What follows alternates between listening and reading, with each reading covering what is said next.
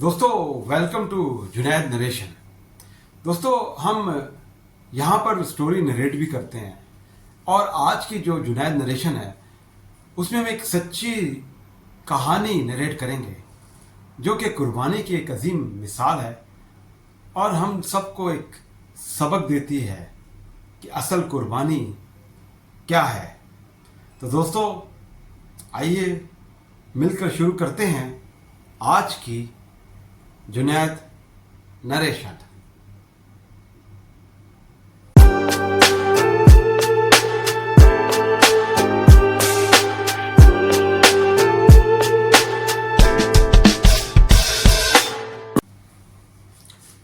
अंधेरों की इस भरी दुनिया में एक दिल जाग रहा था। वो दिल जो सच ढूंढ रहा था, वो दिल जो बदल रहा था, वो दिल जो इब्राहिम का दिल था। हज़रत इब्राहिम अलैहिस्सलाम जिनका लक़ब खलीलुल्लाह यानी कि अल्लाह का दोस्त, वो अल्लाह, वो रब जिसने मुझे बनाया, जिसने आपको बनाया, जिसने पूरी कायनात को तख्लीक किया, उसका दोस्त। दोस्तों ये कोई मामूली बात नहीं और हज़रत इब्राहिम को ये लक़ब कोई ऐसे मिल भी नहीं गया। दोस्त की डेफिनेशन तो आपको पता है ना कि असल दोस्त और सच्चा दोस्त वो होता है जो आजमाइशों पर पूरा उतरे। और इब्राहिम की क्या शान जो रब की आजमाइशों पर पूरा उतरे और हमारे लिए उनके वाक़यात, उनकी ज़िंदगी मशले राह है। दोस्तों हज़रत इब्राहिम अलैहिस्सलाम इराक में एक शहर ओर में पैदा हुए और उस इलाके में जहाँ बुत परस्ती आम थी और यहाँ तक कि उनके घर में जो उनके वालिद आज़र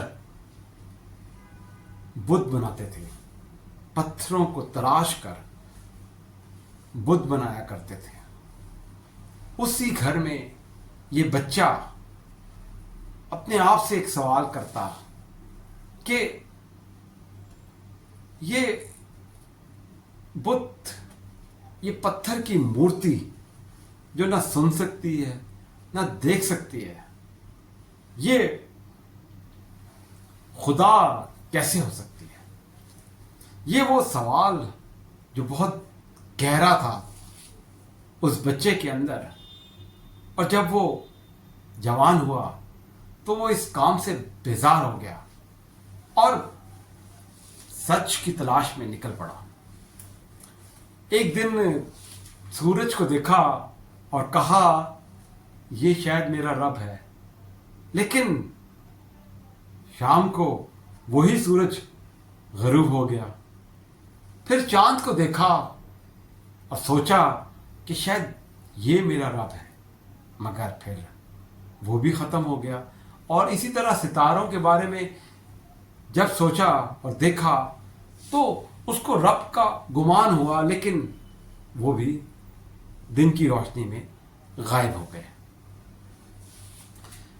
तो फिर इसी सच की तलाश में आखिरकार हज़रत इब्राहिम को तौहीद का वो दर्स मिला कि असल रब तो वो है जो इनको भी बनाने वाला है और हम सबको भी बनाने वाला है, और वो वाहिद अल्लाह, गॉड, और एक वाहिद रब है। दोस्तों तौहीद का यही सफ़र जो शुरू हुआ, इसका पैकर थे हज़रत इब्राहिम अलैहिस्सलाम, और उन्होंने नमरूद बादशाह के सामने इसका इजहार भी किया। उसी इलाके में, उसी शहर में एक वाक़या हुआ कि एक दिन सब लोग मेले के लिए बाहर चले गए और जहां वो अपने बुत रखा करते थे बहुत ज़्यादा, तो हज़रत इब्राहिम चूंकि अकेले थे, उन्होंने उन तमाम बुतों को तोड़ दिया और सिर्फ एक बड़े बुत को सलामत रखा और उसके शोल्डर पे एक कुल्हाड़ा रख दिया। और जब लोग वापस आए तो वो अपने बुतों की हालत देखकर इब्राहिम से ये पूछने लगे कि ये किसने किया है।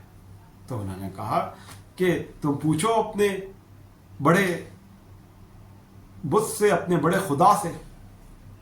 तो वो खुद कहने लगे कि हम कैसे पूछें, ये तो हमारी किसी बात का जवाब नहीं दे सकता, ये तो पत्थर की मूर्ति है।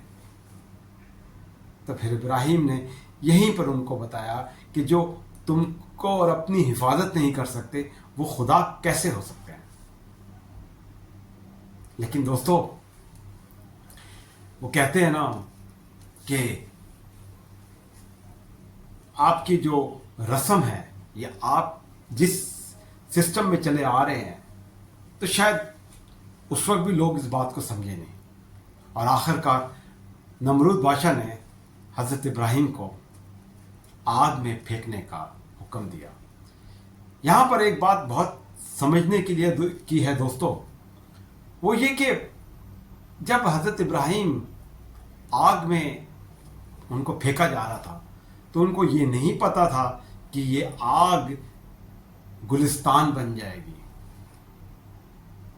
लेकिन उनके अंदर तौहीद और रब का यकीन इस हद तक था कि उन्होंने उस आग में वो कूद गए और फिर रब को उनकी अदा इतनी पसंद आई और वही आग गुलिस्तान और फूल बन गई। फिर इसके बाद हज़रत इब्राहिम ने अपने रब के हुक्म से हिजरत की, मुख्तलिफ इलाकों में गए और हर किस्म की आजमाइश और हर किस्म की चीज़ पर पूरे उतरे। और यहाँ पर दोस्तों अल्लाह ने उनकी एक सबसे बड़ी आजमाइश की। दोस्तों, इस दुनिया में औलाद एक बहुत बड़ी नेमत होती है और हर कोई अपनी औलाद से बहुत ज़्यादा मोहब्बत करता है। हज़रत इब्राहिम को जब ख्वाब में रब की तरफ से ये हुक्म हुआ कि इस दुनिया में अपनी सबसे प्यारी चीज़, अपनी औलाद हज़रत इस्माइल को मेरे लिए कुर्बान कर दो, ये कोई आसान हुक्म, आसान चीज़ नहीं थी। लेकिन हज़रत इब्राहिम के अंदर वो सिर्फ तौहीद को मानते नहीं थे बल्कि उस पर चलते थे। उन्होंने अपने रब की रज़ा के लिए हज़रत इस्माइल से जब बात की तो हज़रत इस्माइल ने भी उनकी फर्माबरदारी में कोई कसर नहीं छोड़ी। और फिर हज़रत इब्राहिम ने रब का हुक्म मानते हुए हज़रत इस्माइल को कुर्बान गाह पर उनके गर्दन पे छुरी रख दी। और उसी वक्त अल्लाह को उनकी कुर्बानी इतनी पसंद आई कि उन्होंने उसको कबूल कर लिया और हज़रत इस्माइल जिंदा सलामत रहे और उनकी जगह एक दुम्बा भेज दिया गया। और आज तमाम मुसलमान इसी सुन्नत इब्राहिमी की पैरवी करते हुए इस अजीम कुर्बानी को याद करते हुए अपने रब के हजूर जानवर ज़िबा करते हैं और एक ईद मनाते हैं जिसे ईद उल अज़हा कहते हैं। तो दोस्तों, हम अपनी नरेशन के आखिरी हिस्से पे, जो हमारी मेन नरेशन की थीम है कि असल कुर्बानी क्या है, क्या असल कुर्बानी सिर्फ जानवरों को ज़िबा कर देना है? तो यहाँ ये समझने की ज़रूरत है कि असल कुर्बानी उस दिल की कुर्बानी है, उसके लिए जिसका दिल है, यानी अपनी रब की खुशनुदी के लिए सब कुछ कुर्बान करने के लिए तैयार रहना। और यही असल सुन्नत इब्राहिमी है, और यही कुर्बानी का असल दर्स है।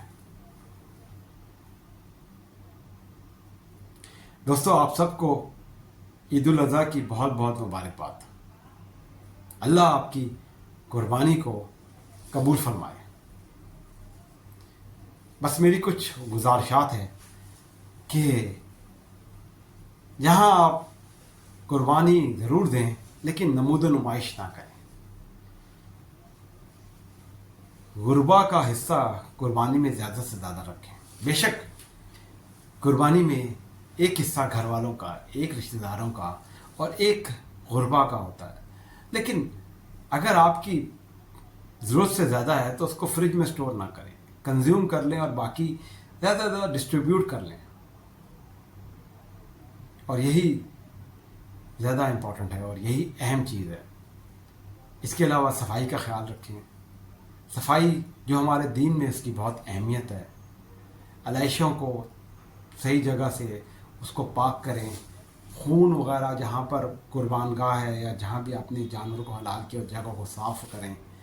और ये